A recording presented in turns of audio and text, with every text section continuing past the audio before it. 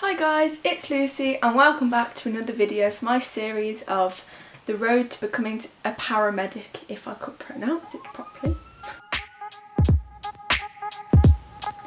Today I thought I'd share with you some resources I'm using to help me prepare for studying paramedic science at university. So the main thing I'm using is this clinical practice guidelines pocketbook. This was given to me as a present for Christmas, and so I haven't fully used it yet, but I've been reading it. I read it on the train and yeah, it's really useful. It basically just sums everything up really briefly. Drug dosages, things to do with paediatric patients, special situations, you know, like major trauma, triage, all of that.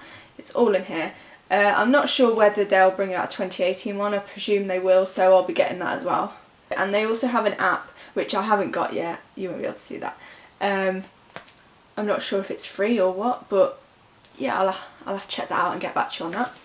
The next things I'm using is apps on my phone, because I'm always on my phone, I might as well have apps for it. So two of the main ones I've been using are St John Ambulance First Aid and British Red Cross First Aid. Obviously these are designed for people with no medical training, and obviously I don't have much medical training. I do St John Ambulance, but that's about it. So they are both really helpful, so if I show you. And it also keeps me up to date and with knowledge ready to go to uni. So yeah, it just has burns, chest pain, choking. So if you click one, let's go for resuscitation, and then you've got like adult CPR. Oh, I've clicked the wrong one. Adult CPR. It uses diagrams to show you how to do it, and oh, that's not what I need to click. And then the Red Cross one looks like this, if I can get it to focus on it. There we go. It's very similar, apart from this one also tests you on it, so you can take a kind of quiz about it, and then it will give you little medal things up here, which I don't do, but it's helpful to have. Yeah, so those two are my two favourite, just because I've got no medical, like big medical paramedic science knowledge, so yeah. Another app, I'm not going to talk about all the apps, but I will name them all, but another app that I do love is Anatomist. It's got music, so let's just turn that off. So basically this is a lot more complicated, so you can basically click on any of parts of the body, and then so if we go for brain and the central nervous system, it sets up quizzes for you to do, so that's always handy. I haven't used it too much just because I need to build up my knowledge first. The other one I haven't used a lot, but I've looked at it a lot when on cadet duties and there's a bit of time to spare, is Resuscitation Council. Is it called that? It's called iResus, but it's the Resuscitation Council app.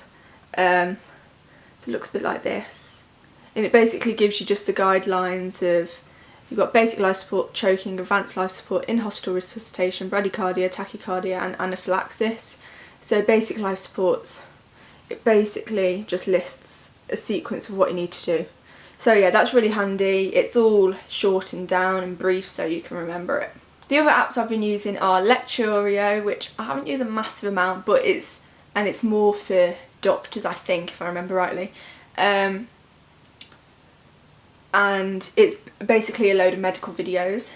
Resuscitation, that's a game where you basically treat the patient, and then it asks for your diagnosis and stuff, so yeah.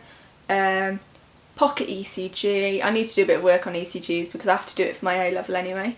S skeleton, I think that's basically a skeleton, and you click on it, it tells you about it. And then medical dictionary is what it is, and you basically, if you hear a terminology on the TV or something, you can quickly type it in there and it'll tell you. So that is basically all of them. Tell you what, I'm loving the background blur on this today. Ooh, there. A final thing that I do to like start preparing for paramedic science, and just for first aid in general, is I set the background on my phone of a certain topic.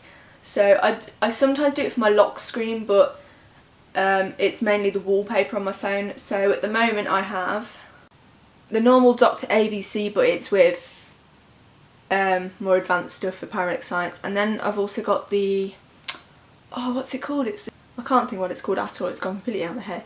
But if I show you, you've got danger response. So the normal one would be danger response, airway, breathing, circulation. But paramedics, they do danger response, catastrophic hemorrhage, airway, C-spine, breathing, circulation, disability, exposure. So yeah, I've got that on there. And then the triangle is, while looking at the patient, check for circulation, skin signs, colour, appearance, mental status, muscle tone, worker breathing, ventilation rate and effort. So I'm not sure if it's going to be able to focus on that, the camera's not that good. So yeah, basically I just set stuff as my lock screen and my home page on my phone, and obviously I'm on my phone a lot, so even if I'm not actually reading it, it's kind of still going in, if that makes sense. So yeah, those are just some of the ways that I am preparing myself to study paramedic science. They do say it's pretty much impossible to balance placement and studies, so if I get a head start, at least that'll help me a tiny bit.